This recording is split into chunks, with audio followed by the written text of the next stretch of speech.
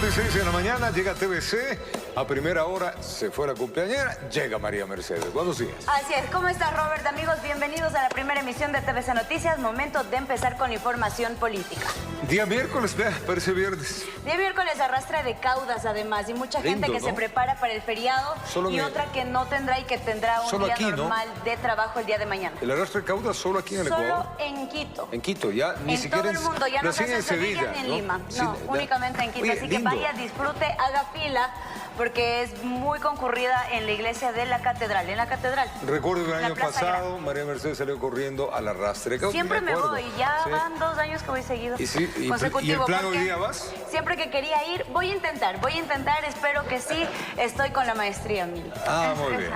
Eso es lo que te Me tiene va a complicar, arrastrado. pero el año anterior yo sí fui, disfruté Muy bonito, muchísimo, sí. es una tradición muy linda de Semana Santa y además me gusta mucho el significado, ¿sabes? Esto de coger las fuerzas de Dios para nuestra vida e inyectarnos de esa energía. Inyectar toda esa energía positiva. Bueno, estamos en Semana Santa, hoy acaba la semana en Ecuador, ya que jueves y viernes hay feriado nacional. Vayan preparando dónde van, qué van a hacer, disfrutar, descansar, playa, sierra, oriente, decidan, ¿no? Tempranito tienen que ¿A qué estar horas quieren conectados que con le vea? nosotros.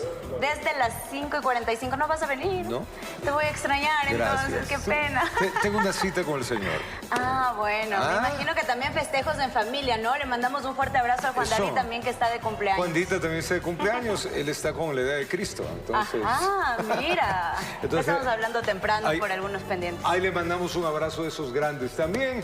Y claro, a disfrutar este día especial, en el cual comenzamos un miércoles a sentirlo. Miércoles 16, ¿no? Sí, ha volado este mes también. Ha volado. Bueno, este año en realidad nos está apaleando. Mitad de mes. Tras los resultados obtenidos en el balotaje el pasado 13 de abril, el gobierno de Daniel Noboa reafirmó el interés por llevar a cabo una asamblea constituyente. Esto, Robert y amigos, con el objetivo de reformar la estructura y las leyes del Estado. Ahora bien, vamos a contar y revisar qué procesos deben cumplirse y en qué tiempo estarían listos. Así también, cuál sería el presupuesto de este proyecto reformatorio. Bueno, veámoslo.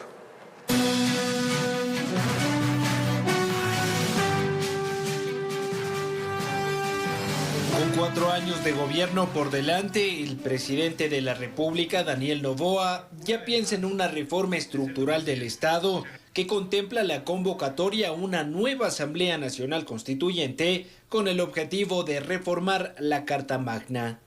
El llamado constituyente provendrá del Ejecutivo y deberá sortear un análisis de legalidad por parte de la Corte Constitucional. Posteriormente, se abrirá un escenario de extensos y variados procesos electorales y legislativos. Primero la consulta popular, luego la elección de los asambleístas y posteriormente el referendo aprobatorio para aprobar el proyecto de constitución aprobado en el Pleno de la Asamblea Constituyente. Si el pueblo ecuatoriano decide aprobar el proyecto reformatorio, deberá quedar claro que por mandato de la Corte Constitucional, la Asamblea Constituyente no gozará de plenos poderes, tal como ocurrió en Montecristi en el 2007. Esperemos que no se repita la mala experiencia de Montecristi, en que también redactaban mandatos constituyentes. Solamente el encargo es redactar el proyecto de constitución. Mientras funciona la Asamblea Constituyente, no es que se paralice el poder constituido. Sigue funcionando la Asamblea, siguen funcionando los organismos, solo que hay que tener en cuenta algo. Si cambia el marco constitucional, lo más seguro es que se tengan que expedir nuevos códigos o nuevas leyes. Esto supone que las modificaciones no podrán ser regresivas en materia de derechos y conquistas laborales previamente obtenidas por mandato popular, legislación ordinaria o acuerdos internacionales. Los países que tengan pena de muerte pues tienen que irla aboliendo. Entonces, eso que implica que ya no puede haber este tipo de penas dentro del Estado, y ese es un muy buen ejemplo porque al final son los límites que justamente la Corte Constitucional ha mencionado que no se pueden sobrepasar. La posibilidad de cambiar la Carta Magna genera posiciones divididas entre constitucionalistas, quienes no logran ponerse de acuerdo en torno a la idoneidad y oportunidad de esta propuesta. Para evitarse este procedimiento de estar haciendo reformas o enmiendas constitucionales de poco a poco a la Constitución, podríamos decir que en términos técnicos, de un término más pragmático, crear una nueva Constitución que haga todos estos cambios al mismo tiempo, pues podría ser más viable. Las constituciones no cambian realidades, no resuelven problemas. Y eso es lo que tienen que entender la ciudadanía y la clase política en particular. El tiempo, presupuesto y mecanismos para redactar la nueva Constitución deberá ser establecido a priori por el Ejecutivo. En 2007, la Asamblea de Montecristi invirtió $121 millones y 8 meses en construir la nueva Carta Magna, informó Álvaro Terán. El presidente de la República, Daniel Noboa, dialogó con la prensa internacional destacando los desafíos en su nuevo periodo de gobierno, su plan para fortalecer la seguridad en el país, la recuperación de la economía nacional y otros temas más. En entrevista con una cadena internacional, el presidente Daniel Noboa abordó varios temas luego de su victoria en las elecciones del pasado 13 de abril. El mandatario destacó que pese a que la candidata Luisa González ha rechazado los resultados electorales, los propios integrantes de su organización política han reconocido la derrota. Bueno, autoridades electas nos han concedido la victoria, asambleístas también de la Revolución Ciudadana. Los que siguen diciendo que hubo fraude es Luisa, pues Arauz y Maduro. El presidente destacó que tiene claro lo que ejecutará durante los próximos 4 años de gobierno. Estabilidad, darle calma también a la gente, seguir trabajando en los temas de seguridad y tener una planificación ordenada de todo lo que la gente espera de nosotros. A nivel legislativo, el mandatario señaló que hasta el momento ya contaría con 70 legisladores al interior de su bancada. Ya tenemos 70 que sean en total entre los nuestros y los adheridos que han decidido ser parte de la nueva bancada y estamos muy cerca de llegar a una mayoría. También destacó los cambios que se registran en la economía nacional. Estamos en récord de depósitos en la banca privada, 55 billones de dólares. Nunca el Ecuador había llegado a ese nivel. Récord también ventas y exportaciones en enero y en febrero. Hemos estabilizado la economía, reservas internacionales están estables. Eso fortalece la dolarización, eso de ahí da también estabilidad al inversionista. Sobre la cooperación internacional para seguridad, el mandatario señaló que aspira a contar con el respaldo de Estados Unidos y Europa, siempre manteniendo la soberanía nacional. Poder tener una base en conjunto en el Ecuador no es una idea que me parece descabellada. Todas las operaciones de seguridad en el Ecuador, pues tenemos soberanía en seguridad, está controlada y tiene que ser controlada por los militares y por los policías del Ecuador. Sobre una posible constituyente, el mandatario anticipó que incluiría reformas al Código Orgánico Integral Penal, informó Miguel Ángel Bedoya. Y el riesgo país descendió 562 puntos, esto tras la victoria electoral de Daniel Noboa. Analistas señalan que esta caída se debe a la confianza de los mercados internacionales en la continuidad que tendría el actual gobierno. El índice de riesgo país de Ecuador experimentó una drástica caída de 562 puntos tras la victoria electoral de Daniel Noboa. Esta notable disminución refleja una mayor confianza de los inversionistas en la estabilidad política y económica del país. Ecuador inició el 2025 con un riesgo país cercano a los 1.200 puntos. La expectativa de una victoria de Daniel Noboa en una sola vuelta electoral impulsó una baja del indicador que en febrero pasado, un día antes de las elecciones, se ubicó en 903 puntos. Este lunes, el Banco Central informó que este índice se ubicó en 1.282 puntos. El día anterior, antes de conocerse los resultados de la segunda vuelta, el indicador marcaba 1.844 puntos. Analistas coinciden en que este comportamiento se debe a la percepción de estabilidad y proyección de reformas que ofrece el nuevo gobierno. El susto estaba en que Luisa pueda ganar la presidencia. Ese era lo que tenía el susto de los mercados internacionales, porque era una presidenta que podía llegar a decir: no me interesa pagar la deuda.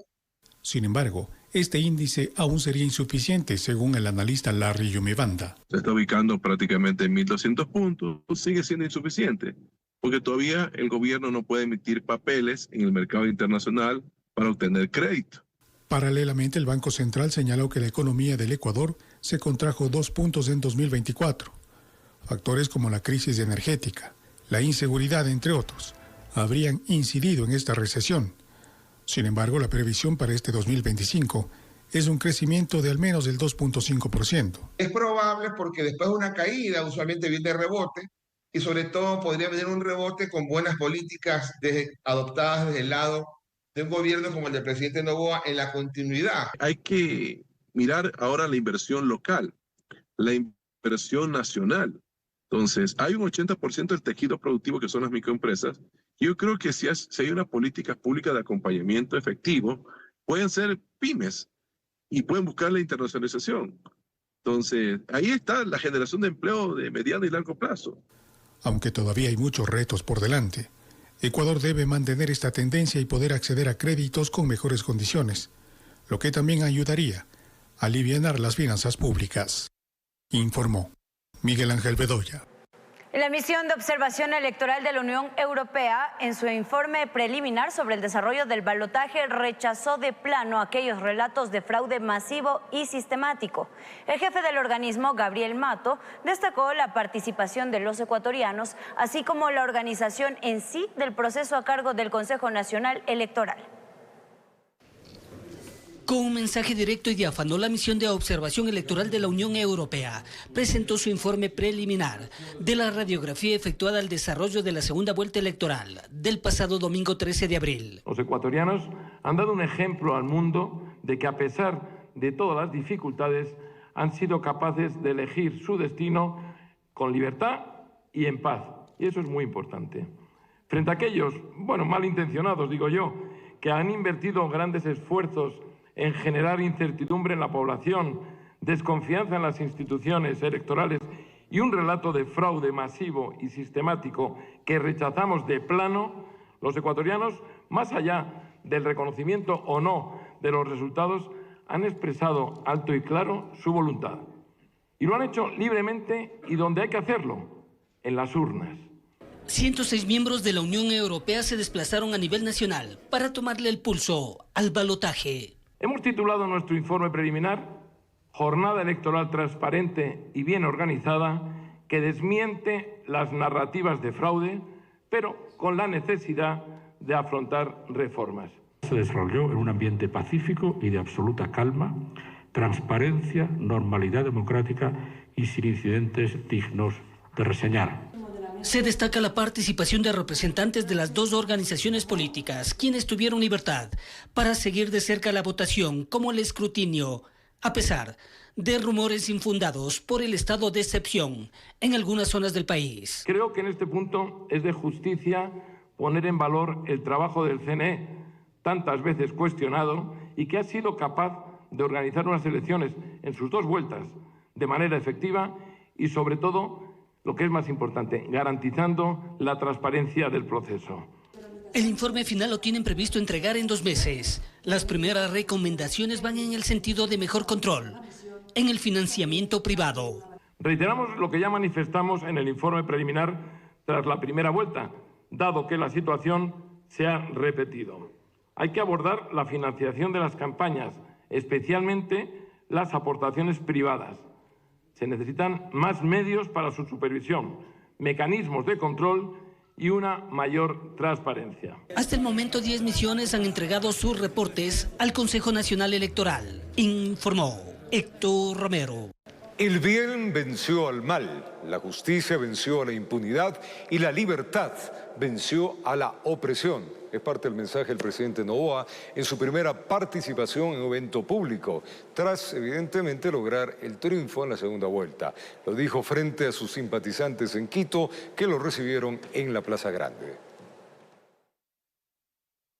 Noboa presidente, Napo presente, Quito presente. La Plaza de la Independencia se vistió de lila. Simpatizantes de Acción Democrática Nacional ADN llenaron el lugar para ser parte del cambio de guardia con la presencia del presidente Daniel Noboa, quien, tras su triunfo en el balotaje, es el primer acto público en el que participa. Ya se respira un aire diferente, un aire de libertad, un aire de justicia, un aire de tranquilidad también. Ya podemos estar tranquilos de que 4 años más vamos a estar aquí sirviéndolos y luchando día a día contra la criminalidad, la inseguridad, dándole opciones dignas a nuestros jóvenes, dándole el trato que se merece a la familia ecuatoriana y a toda la sociedad. El jefe de Estado ratificó que aquí están para servir, entregarse completamente al país y a los mandantes. Ha sido una lucha muy fuerte, pero el bien venció al mal.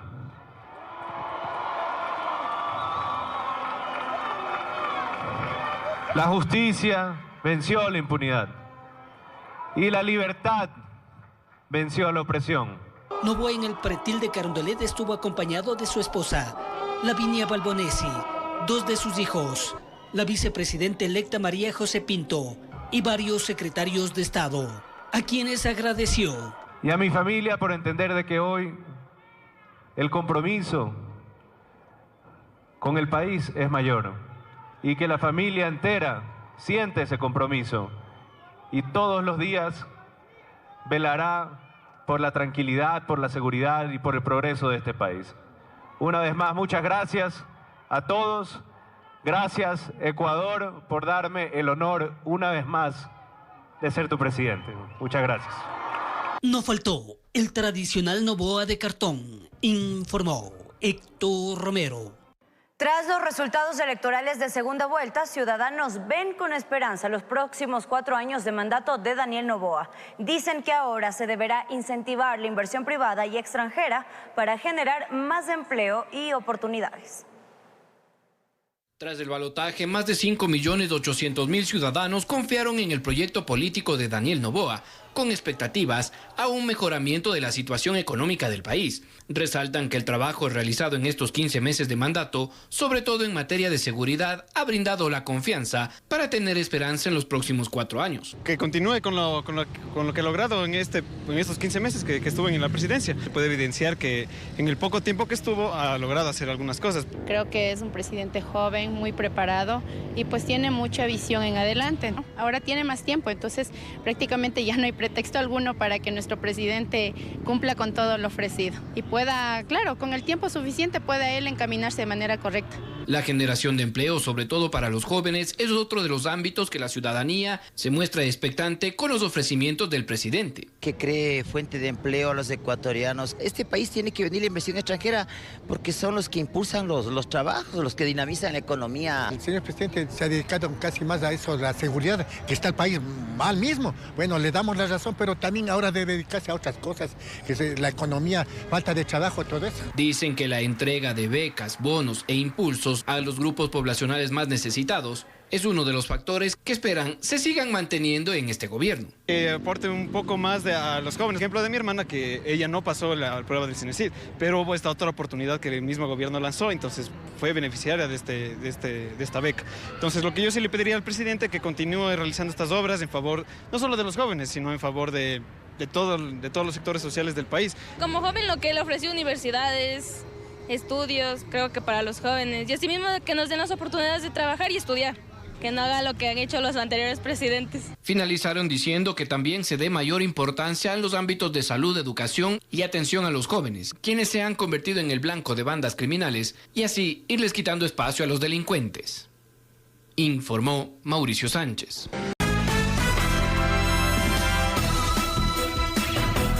Estamos de regreso con más información. Amigos, gracias por su sintonía. Una vez que la Procuraduría General del Estado despachó una consulta jurídica sobre la legalidad de la designación de David Rosero como el vocal del Consejo de Participación Ciudadana y Control Social, la Asamblea Nacional posesionará a un consejero titular y 5 suplentes, quienes integrarán el pleno de este organismo que desde el pasado 31 de enero sesiona sin la totalidad de sus miembros.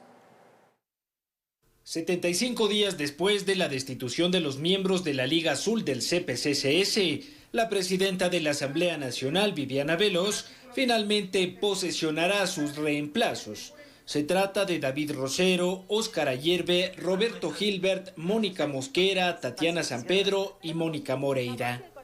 Esta designación ocurre luego de que la Procuraduría General del Estado despachó una consulta remitida desde la Asamblea en torno a la situación legal de David Rosero, cuya designación como consejero titular estaba en duda, pues sobre él pesa un impedimento para ejercer cargo público tras haber sido destituido del CPCCS en el 2023.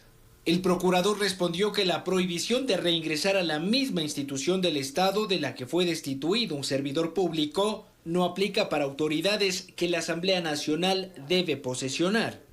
Además, subrayó que las autoridades del CPCCS provienen del mandato popular y es menester de la Asamblea garantizar la soberanía, así como priorizar la democracia participativa y la autonomía institucional.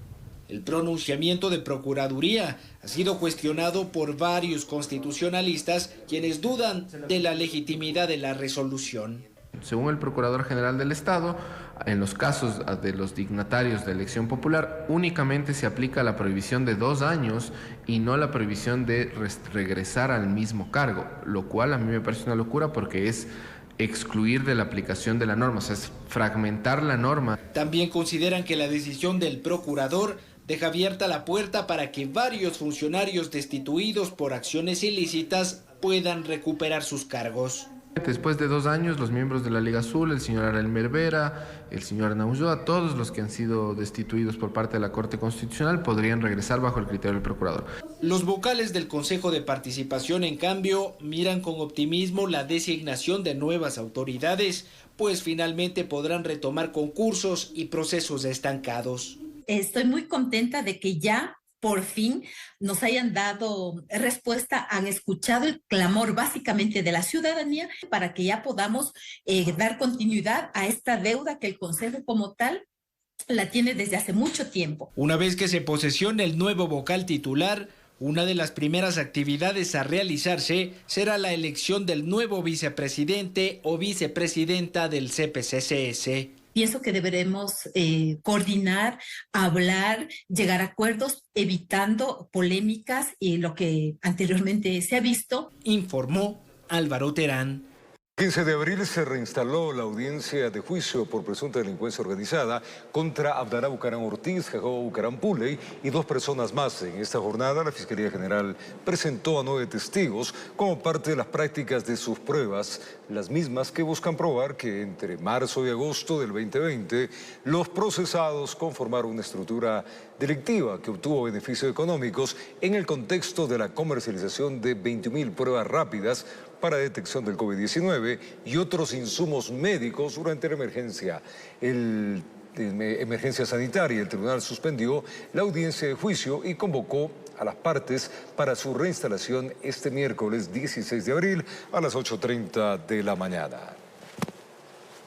Y la audiencia preparatoria de juicio por el caso Reconstrucción de Manabí se reinstaló con la presencia telemática de la fiscal del Estado, Diana Salazar. En esta causa se investiga el presunto delito de reimpeculado que habrían cometido el ex vicepresidente Jorge Glass junto con otros exfuncionarios al haber utilizado fondos públicos con fines particulares.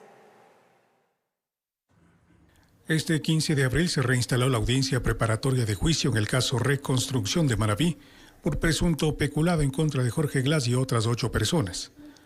La investigación de la Fiscalía determinó la presunta existencia de un abuso de dinero público en beneficio de terceras personas naturales y jurídicas que fueron contratistas y fiscalizadores de contratos suscritos en el marco de la emergencia por el terremoto del pasado 16 de abril del año 2016. La ley solidaria recaudó más de $1.600 millones para esa reconstrucción. Sin embargo, se habrían desviado fondos a proyectos ajenos a la emergencia, evidenciando abuso de recursos públicos. El ex vicepresidente Jorge Glass estuvo al frente de este comité para la reconstrucción y junto al entonces secretario de la reconstrucción, Carlos Bernal, aprobaron la ejecución de más de 580 proyectos, de los cuales la Fiscalía investiga al menos 30. En esta jornada, intervinieron 5 defensas de los procesados, entre ellas la de Carlos Bernal, la misma que señaló que la Fiscalía ha presentado una teoría del caso basada en hipótesis y suposiciones que no tienen un respaldo probatorio sólido ni una fundamentación debidamente clara.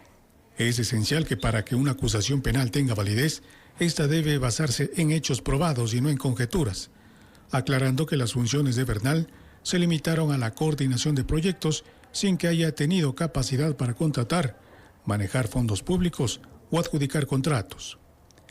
En la diligencia también participó la fiscal general Diana Salazar de manera telemática. Tras la intervención de la defensa de 5 de los procesados, el juez Marco Aguirre suspendió la audiencia, y convocó para su reinstalación este miércoles a las 9:30. Informó Miguel Ángel Bedoya. Más de 150.000 becas de inglés que ofrece el gobierno nacional han sido ya entregadas. Las clases son en modalidad en línea desde el nivel 1 hasta llegar a la suficiencia de este idioma. Veamos.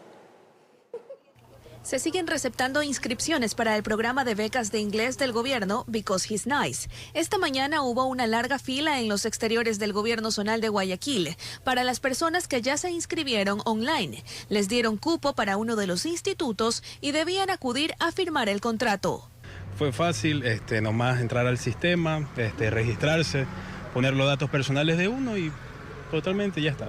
Hacer fila para poder firmar el contrato y que te puedan decir más que todo el horario, te puedan especificar todo eso. Es muy necesario, más que todo los chicos, en los jóvenes ahorita, ¿no? Y es una buena propuesta del gobierno, porque el inglés es algo esencial para la juventud. Solo necesitas inscribirte en la dirección educontinua.cenecit.gov.es. Los requisitos son ser ecuatoriano, tener título de bachiller, tener 18 años o más y estar habilitado para el ejercicio de derechos de participación. Se prevé tener 400.000 beneficiarios que serán ubicados en cualquiera de las 7 instituciones cooperantes. Nosotros ya hemos superado la barrera de los 150.000 registros de este programa de becas, pero tenemos el cupo para 400.000. Cubre el 100% de la certificación en idioma inglés, desde el módulo A1 hasta la suficiencia. No tienen que pagar absolutamente nada, ni costos de aranceles, ni matrículas, absolutamente nada. Todo está cubierto por el gobierno nacional. Es una plataforma que va a ser en línea y que les va a permitir adaptarse en los horarios que ustedes consideren los mejores para poder estudiar. Serán 4 módulos, A1, A2, B1 y B2. Cada uno durará 300 horas. Y el certificado, evidentemente, que se entrega al final, que tenga un aval, que tenga un respaldo, este certificado. Los chicos, al momento, y todos los ecuatorianos que están inscritos en el programa, al momento que van terminando cada uno de los niveles, se les va entregando un certificado, del A1, del A2, del B1, del B2 y así. Todos los estudiantes iniciarán el programa desde el nivel A1. Informó Adriana Peralta. En su regreso a Carondelet del 15 de abril, el presidente de la República, Daniel Noboa, emitió decretos ejecutivos con los que nombró a Felipe Rivadeneira Molestina, presidente de FedExport, como embajador de Ecuador ante los Emiratos Árabes Unidos. Manuel Mauricio Montalvo Samaniego, quien era representante de Ecuador ante la OEA, ahora será embajador en Sudáfrica, por lo que la representación del país ante la OEA en Washington ha quedado vacante. El expresidente de la Asamblea Constituyente, Alberto Acosta, cree que la sociedad civil debería intervenir en la selección de la judicatura y el Consejo de Participación para sacar a las mafias políticas. De su lado, el constitucionalista Ismael Quintana considera que la nueva Constitución tiene que plantear la fiscalización legislativa de la Corte Constitucional. Veamos. A pocos meses de cumplir la mayoría de edad, la Carta de Montecristi parece condenada al fuego de otra constituyente. Daniel Noboa habló por primera vez en noviembre del año pasado y, cantado el triunfo, inició el caballaje. No se trata de querer descorreizar la Constitución. Aunque Alberto Acosta apela a la prudencia. Coincidían en muchos aspectos, por ejemplo, en las tesis extractivistas. Van a tratar de anular o al menos morigerar las consultas populares. Van a impulsar el debilitamiento de las consultas ambientales. Organismos de control bajo la sombra de Metástasis, Purga, Plaga y Pantalla, como el Consejo de la Judicatura, y antiguos demonios. Ismael Quintana plantea un cambio en las fuentes de las ternas. Sí, no puede ser que el presidente de la República ponga vocal en el Consejo de la Judicatura y no puede ser que el Parlamento también lo ponga. Como dijo textualmente Correa, voy a meter la mano en la justicia, y convocó a una consulta popular en mayo del año 2011 y quedó trunco ese proceso de construcción de una justicia independiente y autónoma. Acosta aclara, la idea no debería ser exorcizar algún alma en pena de Ciudad Alfaro. Piensa, sin embargo, que del Consejo de Participación y sus abismos no se vuelve Lo que hay es que buscar mecanismos para una mayor participación ciudadana, para no tener lo que estamos viendo ahora en el Consejo de Participación Ciudadana, un control hasta mafioso por la Liga Azul, por ejemplo, o lo que fuera antes la troncha política, la teta. Creo que el Parlamento debe designar a las autoridades sin ambajes a través de ternas, que las envíe el presidente de la Nación, que las envíe la propia Corte Nacional de Justicia, que las envíe la Fiscalía. Quintana agrega un tercero. Habla de la Corte Constitucional y esa versatilidad conceptual, como de sus linderos. Y que le han permitido convertirse ya no solo en un órgano de control, sino en algunos casos en un actor político más, y en otros casos permitir que se impregnen agendas con ideología. Debe haber un mecanismo de control político, como lo tuvo el Tribunal Constitucional hasta la Constitución del 98. He ahí las primeras ideas o aportes de la experiencia y el derecho, con sus convicciones y posturas contrapuestas. Informó Jorge Escobar.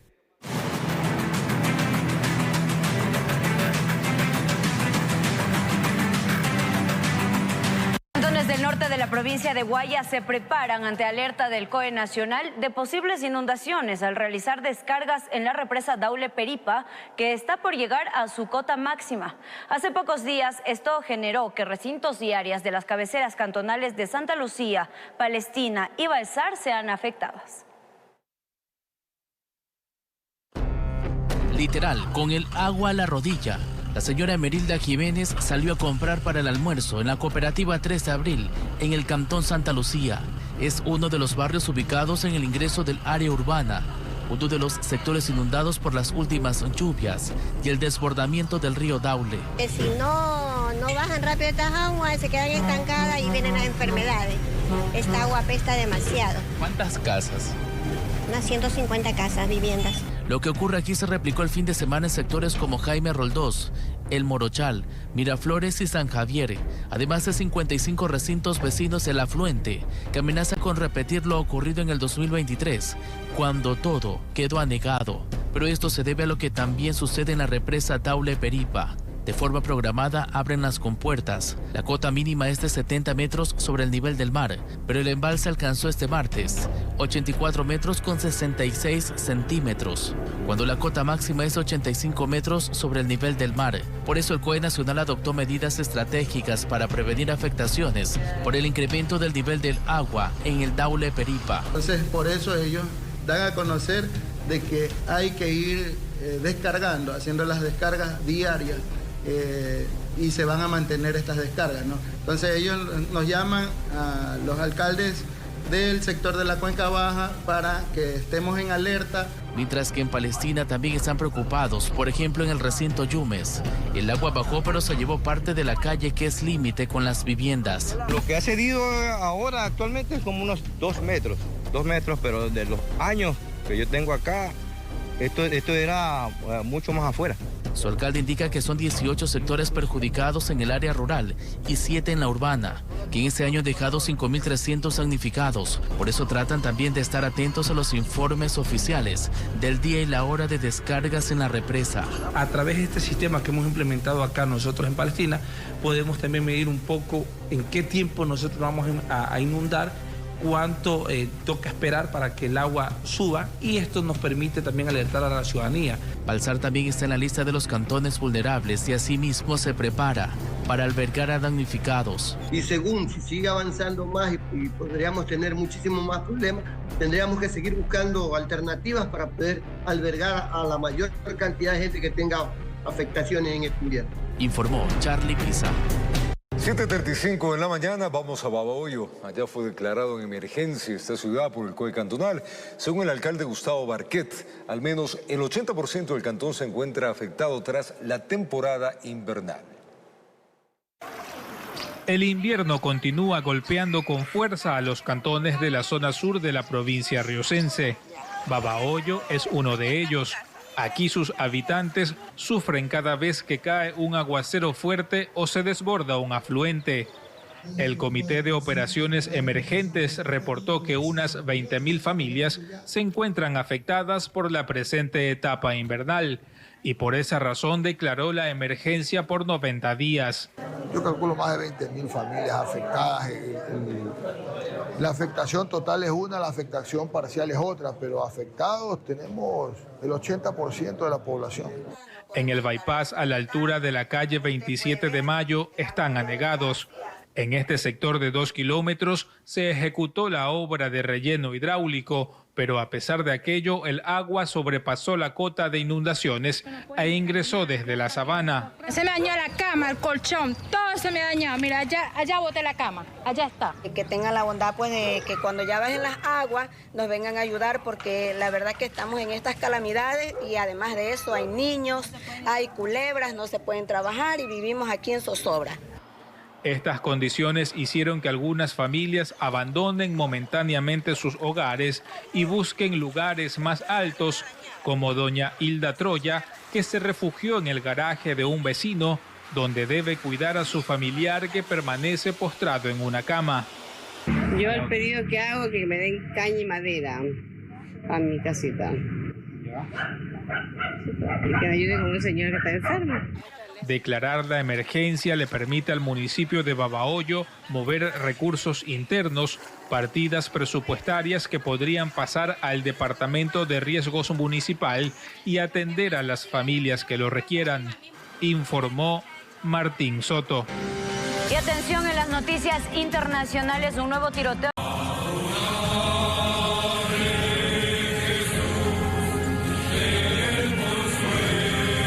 Primera emisión de TVC Noticias. Revisamos las noticias de la Semana Mayor. La procesión del Cristo del Consuelo en Guayaquil es uno de los eventos religiosos más importantes que cada año se lleva a cabo durante el Viernes Santo. En esta ocasión se espera que asistan alrededor de 300.000 personas.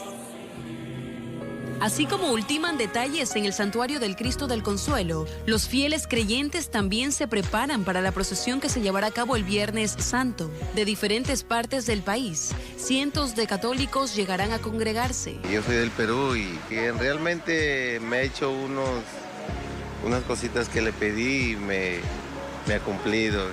Y usted sabe que lo prometido es deuda, que vine a dejarle aunque sea unas florcitas en recompensa por lo que me ayuda. Que podamos primero disponernos espiritualmente para este espacio, ¿cierto? Es un espacio de oración por la paz, la reconciliación de nuestro país. La procesión iniciará a las 7 de la mañana y partirá desde la Iglesia del Cristo del Consuelo hasta el Monumento de Fe ubicado al suroeste de Guayaquil. Se espera la asistencia de alrededor de 300.000 a 500.000 personas. La procesión, que esta es la número 65 de nuestro santuario, inicia desde mucho antes, ¿sí? Desde más o menos el mes de enero. Estamos preparando con las diferentes instituciones municipales, privadas.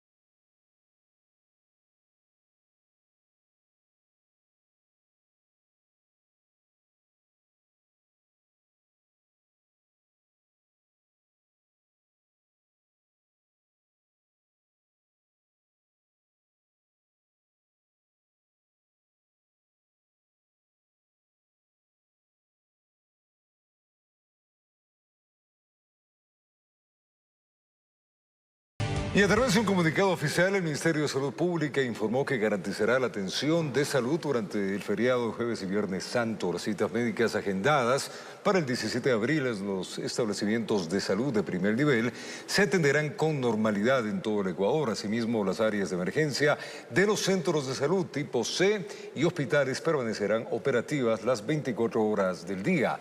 El personal administrativo se acogerá a la suspensión de actividades el 17 de abril, pero se mantendrá un equipo para asegurar la continuidad de la asistencia y la asistencia al usuario y la atención al mismo y el agendamiento de citas médicas a través de línea telefónica, como también los canales digitales, que funcionará de manera regular. Y en otro tema, el Registro Civil informó que el día jueves 17 de abril se suspenderá la jornada laboral en cumplimiento con el Decreto Ejecutivo 598. Quienes para esa fecha tienen turno para la cédula de identidad, pasaporte, podrán acercarse de manera anticipada en la agencia que han seleccionado este miércoles 16 de abril para que puedan ser atendidos. Es indispensable presentar el comprobante de pago y turno. Si es una renovación, debe acudir con la cédula o pasaporte vigente, mientras que por pérdida o robo deberán entregar la denuncia de documentos extraviados del Consejo de la Judicatura. En caso de que el usuario no pueda acercarse este miércoles, podrá acudir entre el lunes 21 y el viernes 25 de abril con los documentos antes detallados.